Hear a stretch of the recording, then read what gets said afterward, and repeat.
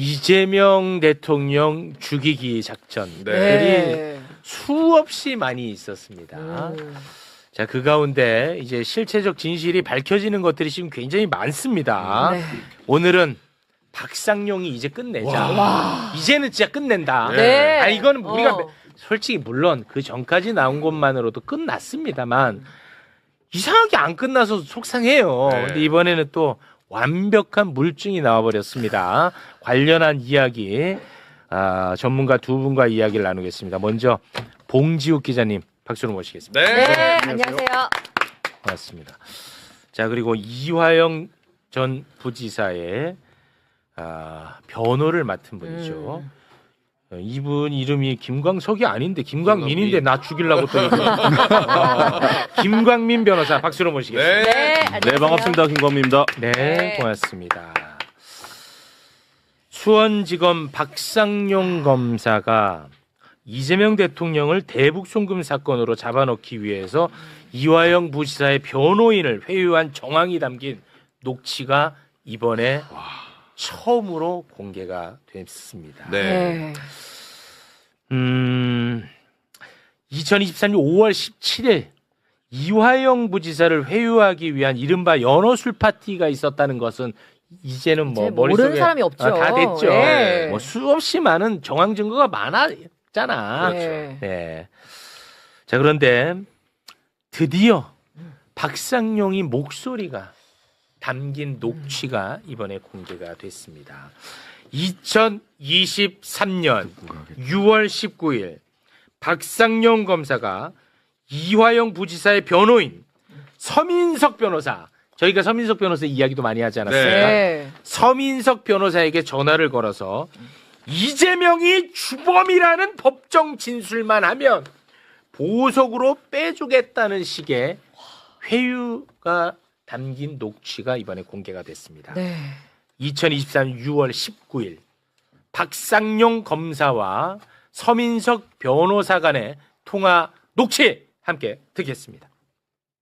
지금 뭐 사실은 이화영 씨가 사실은 그 법정까지 유지시켜줄 그런 진술이 저희가 필요한 거고, 실제로 그 이재명 씨가 완전히 주범이 되고 이 사람이 종범이 되는 식의 자백이 있어야 저희가 그걸 할 수가 있고, 그 다음에 뭐 공익제보자니 이런 것들도 저희가 다 해볼 수가 있고, 그 다음에 그 보석으로 나가는 거라든지, 그 다음에 추가 영장을 안 한다든지 이런 게 다 가능해지는 건데, 저는 지금 상태에서는 이도저도 아닌 게 되는 상태라서 이게 뭐 어떻게 되는 건가, 이거를 정말 다 알고도 이렇게 하시는 건가, 저는 계속 그것 때문에 답답해가지고 전화를 드렸습니다. 이제 상당히 충격적입니다. 아, 네. 이 통화 직후 이화영 부지사 검찰 진술이 바뀌거든요. 네. 2023년 6월 이화영 부지사의 검찰 진술 소개 부탁드리겠습니다. 쌍방울이 이재명 경기지사 방북 비용 대납했다. 이재명 지사에게 2차례 보고했다라고 진술을 합니다. 그렇습니다. 자, 이 녹취, 빼박 녹취가 이제 공개가 됐습니다. 네. 이 빼박 녹취가 공개가 되자 박상용이 여기서 야. 수긍하고 반성하고 사과할까요? 절대 아니죠. 안 하죠. 박상용이 여기서 또 뱀의 혀 놀립니다. 자, 소개 부탁드립니다. 자, SNS 글을 올려서 통화 녹취는 서민석 변호사의 이화영 종범 의율이라는 무리한 요구에 대한 검사가 거절하며 설명한 내용을 발췌하고 짜집기 한 거에 불과하다. 짜집기 한 거다. 이게 말이 되냐? 야, 변호사가 무리한 요구를 했고 거절하는 거면 왜 박상용이 네가 답답해서 왜 전화를 해? 그러네. 말이 하나도 안 맞아. 무리한 요구를 해왔는데 너가 왜 편의를 제공해? 말이 안 맞아. 그렇죠. 네. 이건 말도 안 돼. 너 내가 어미 꾸짖는다.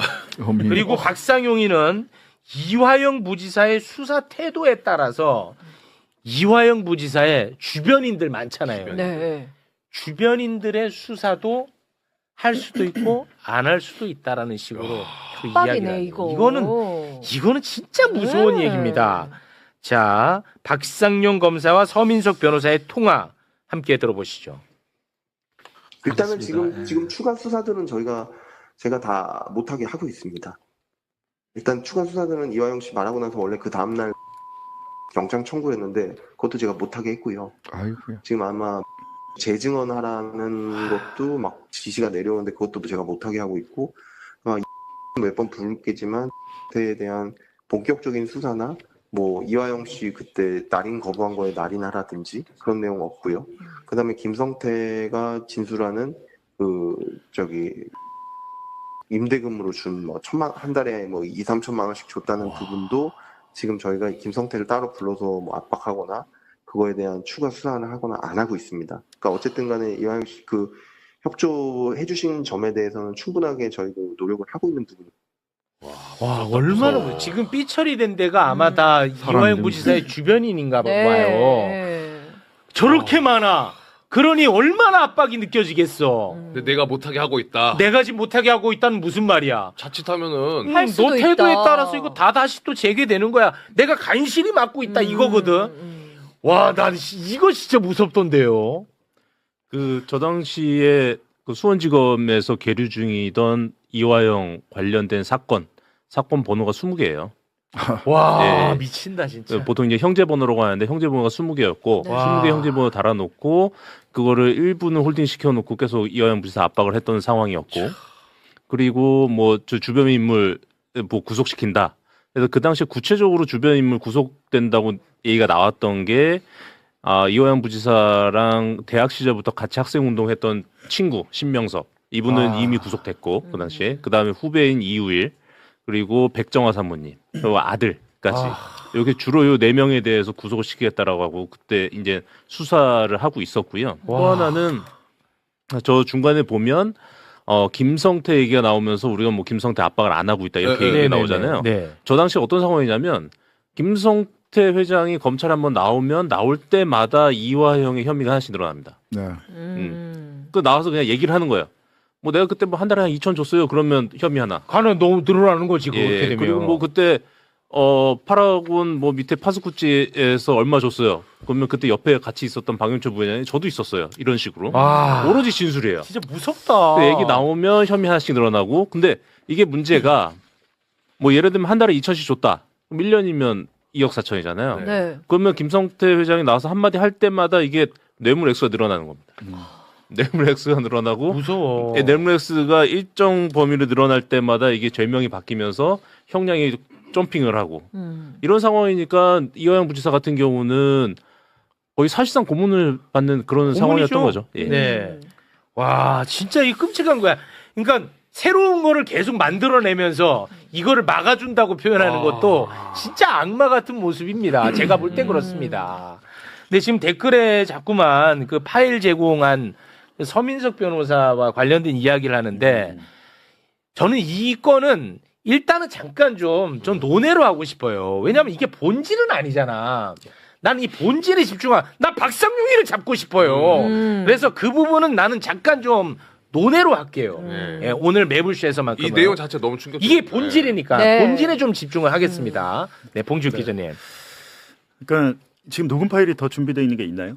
혹시 아니, 다- 어제 KBS 후속 보도 나왔던 거 그것까지 나와. 지금 이 앞단에서 어떤 얘기가 있다가 저 얘기가 나왔는지 뭐 주범과 종범 뭐 이런 얘기가 나온 이유가 당시에 보면 만약에 이게 사건 자체가 있던 일이야. 이재명이 뭐 지시하고 이화영이 해가지고 쌍방울이 800만 불을 이재명을 위해서 그냥 실제 했던 일이라면 그렇게 많이 이 공범들을 모을 이유는 없겠죠.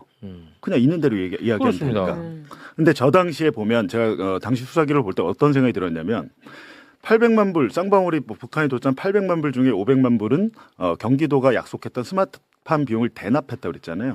그럼 그걸 위해서 저는 어떤 생각이 들었냐면 사실은 거기서 끝났어야 돼요. 대납을 해주고 받을 게 있어야 되잖아요.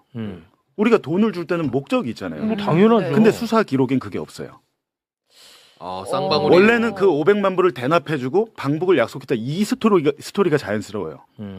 근데 뒤에 300만 불을 끼워 넣은 이유는 김성태가 해외로 빼돌린 돈이 더 있었어. 이 돈이 설명이 안 돼.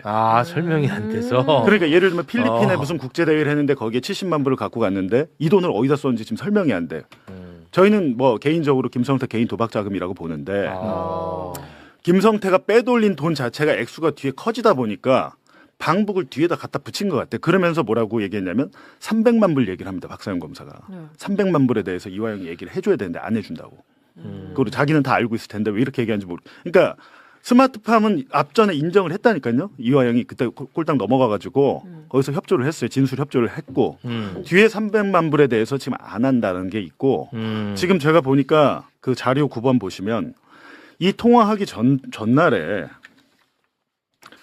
지금 18일이잖아요. 같은 네. 날이네. 전날에 이런 일이 아, 있었던 하루 거예요. 전날이네. 네, 전날에 조사를 했어요. 오. 전날에 조사를 했는데 박상용의 마음에 안 들게 된 거지. 그 조사의 내용이. 그 조사 그러면 내용이. 그 내용을 한번 읽어보시죠. 자, 소개를 좀 해주세요. 자, 김성태는 쌍방울이 도지사 방북 비용 300만 달러의 대납을 약속하지 않았다면 북한에서 2차 국제대회에 참석하지 않았을 것이라고 하여 방북 비용 대납 약속이 위와 같은 북한의 국제대회 참석을 이끌어낸 결정적인 요인이었다고 하고 있다. 어떤가? 그러자 그것은 김성태 회장의 생각이다. 경기도와 북한 간의 정해진 일정에 따라 행사가 이루어진 것이라고 생각한다. 자 보세요. 라고 이화영 부지사가 이게 이야기합니다. 전날 검찰에서 조사한 내용이에요. 300만 달러 얘기 나오죠. 네. 여기에 대해서 협조를 안 한 겁니다. 아. 필리핀에 그때 리오남한테 줘가지고 70만 불 주고 요 스토리를 끌어내야 되는데 이화영이 여기에 대해서 그거는 그냥 뭐 경기도와 북한 간의 정해진 일정에 따라 행사가 이뤄진 거라고 생각한다. 방북을 위해서 한 게 아니야. 라고 부인 취지의 답변을 해버린 거예요. 그러니까 여기서 머리가 아팠던 거예요. 박상용은. 박상 골치 아프네. 예. 그러니까 저렇게 말을 했던 동기가 전날 그 피의자 신문 조서에서 확인이 되는데 그리고 10번 자료를 더 보여주시면요. 예, 박상용 검사가 피해자는 이재명 지사에게 방북 비용까지 처리해줄 사람이 쌍방울 그룹의 김성태 회장이다라고 명시적으로 보고를 드렸다는 것이죠. 하자 이화영 부지사가 김성태 회장이 지사님 방북을 위해 노력할 것이라는 점은 말씀드렸다. 다만 내가 어떻게 도지사에게 쌍방울이 지사님 방북 비용을 대신 내준다 이런 노골적인 워딩으로 보고를 하겠나. 더 확실해지죠. 이 300만 달러가 해결이 안 되니까 머리가 아팠던 골치 상황이에요. 아프네. 박상용 그래갖고 그 입장에서. 다음날 저 전화를 한 이유는 방북 비용 300만 달러에 대해서 법정에서까지 유지돼 일관된 증언을 해주셔야 된다. 그래야 우리가 뭘 해줄 수 있다라고 얘기하는 거죠. 야, 이게 그 시간의 순서가 딱딱 맞아 떨어지네. 그렇게 돼요. 요거는 뭐 깔끔하네. 박상용이. 요거는 이제 박살 내야죠, 이제. 그 어제죠. 어제 수원지검에서 입장이 나왔습니다. 그 당시 수원지검장, 그 차장, 네. 그 부장까지 동시에 입장이 나와서 이건 뭐 존재할 수 없는 허위다라고 입장을 냈고요. 그 제 생각은 그래요. 사실은 여태까지 박상용이 아무리 생각해도 이해할 수 없는 정도로까지 반박을 했잖아요. 네. 반박하고 너무 뻔뻔하게 나왔고. 네. 그래서 이거 얘기할 때 박상용은 자기 신변에 어떤 문제가 발생하지 않을 거라는 걸 확신하고 있다. 뭐 이런 의심은 했었는데 네. 사실은 어제 그냥 수원지검의 과거 수뇌부들이 총출동해가지고 박상용 업무하는 걸 보고 박상용의 배우가 정말 확실하게 있었고 그 배우로부터 박상용이 너의 신변을 우리가 끝까지 책임진다라는 약속을 받지 않았을까라는 생각이 들어요. 네, 그리고 지금 이 녹취까지 나오니까 더 이상 그 수뇌부들이 더는 뒤에 숨어 있을 수 없는 상황이 발생을 하고 네. 또 하나는 이전에 박상용이 몇 번 입장을 내면서 무슨 얘기를 했었냐면 이 정도 사이즈의 사건을 할 때 나 같은 평검사 혼자 못한다. 네, 맞아요. 네, 수뇌부가 다 소통하고 보고하면서 한다라고 맞아요. 얘기했는데 네. 그때 사실상 수뇌부에 대한 어떠한 메시지를 줬다고 저는 생각을 해요. 네. 나 냅두지 마라. 네. 그랬고 그 이후에 그제 상황까지 터지고 나니까 수뇌부들이 이제 명확하게 박상용을 업무하러 나선 걸로 보입니다. 보이기 때문에 글쎄요, 이제는 이 정도 상황까지 왔는데 박상용을 더 이상 그 업무할 수 있을까라는 생각이 뭐 하나 방법이 들고. 없지 뭐. 네, 그렇다고 하면 뭐 제가 희망하는 바는 박상용 검사가 여태까지 그 은근히 좀 경고했듯이 본인들의 수뇌부까지 함께 좀 자폭하는 상황이 왔으면 좋겠다. 이런 생각을 좀 합니다. 저는 자폭할 거라고 봐요. 사실은 자폭을 할 수밖에 없어요. 그 국정조사하죠. 이제 국정조사 끝나면 국정조사로 끝나느냐, 조작기소 국정조사로 끝나느냐, 절대 끝날 수 없습니다. 왜냐하면 국정조사는 사실관계를 밝히는데 한계가 있기 마련이에요. 아, 요거는 수사가 필요한데, 아, 요거는 조금 더 진하게 조사해야 되는데, 라는 과제를 남기게 돼 있습니다. 네. 그 과제를 남기게 되면 지난번에 김용민 의원 얘기했던 것처럼 저도 뭐 법안 이미 발의해놨다고 했는데 검찰권 오남용 그 윤석열 검찰과 윤석열 정권 시기에 있었던 조작기소 검찰권 오남용에 대해서 전체적으로 더 진한 조사와 수사가 필요하다라고 하는 국민적 여론일 수밖에 없고요. 네. 거기에 대해서는 특별법을 통해서 더 진한 조사로 들어갈 수밖에 없어요. 그렇게 되면 그쪽 안에서 검찰 내부에서는 그 과거 수뇌부 쪽에서는 당연히 그 나만 살겠다고 뛰쳐나오는 사람이 분명히 나오게 돼 있습니다. 근데 이때 저는 물타기가 오지게 들어갈 사람들이 어느 쪽이냐? 네. 국민의힘입니다. 국민의힘 의원들이 지금 어제부터 나경원 의원부터 시작해가지고 그렇더라고요. 녹취록 10일을 국민의힘에서 걸어요. 네. 박상훈 왜 의원보다 그래? 더 세게 난 얘기를 그게 해요. 진짜 이해가 안 가. 네. 아, 자기들이 조작한 것도 아닌데 왜 난리야? 다 그 조작의 뒷배가 자기 자신이라고 하는 걸 스스로 저는 자백하는 거라고 난 생각하거든요. 진짜 이상하더라고. 네. 근데- 국힘 의원들이 정말 근데 골 저는 때립니다. 그 지금. 이유가 있다고 보는 게요. 네. 2023년 1월에 대장동으로 이제 이재명 민주당 대표 1차 구속영장 청구했다가 체포동의안 부결돼서 끝났잖아요. 네. 그거는 그냥 불구속 기소를 했고 그 다음에 가장 중요했던 수사가 대북송금 수사였어요. 그랬죠. 이걸로 2차 영장 청구를 했어야 되는 건데 네. 이거를 일개 검사가 혼자 소설을 지어가지고 할 수 아이, 없습니다. 말이 안 이게 되죠. 제 생각에는 한동훈이 지금 국정조사에 자기 나오겠다고 하는데 네. 이거를 특검, 만약 상설특검이랄지 국정조사 끝난 다음에 수사를 해보면 용산서부터 다 연결이 돼 있는 걸로 보이거든요. 저희 윤석열 명예훼손 기자 사건도 그렇고 그냥 검사가 무슨 기자들한테 억하심장이 있어서 그걸 하겠습니까? 상식적으로 이제 그걸 보면 가장 윗선 그리고 그 중간 단계 그리고 최종 실행자 이렇게 해서 나올 것 같아요. 그래서 국민의힘이 나설 수밖에 없겠죠. 이게 게이트가 될 수가 있으니까. 이 사건은 좀 시간을 좀 앞으로 당겨봐야 이해가 되는데 그 저희들이 좀 착각하는 부분이 하나가 있어요. 어떤 부분이냐면 김성태라는 사람의 존재입니다. 그러니까 김성태라는 사람이 그냥 시정 자폐가 아닙니다.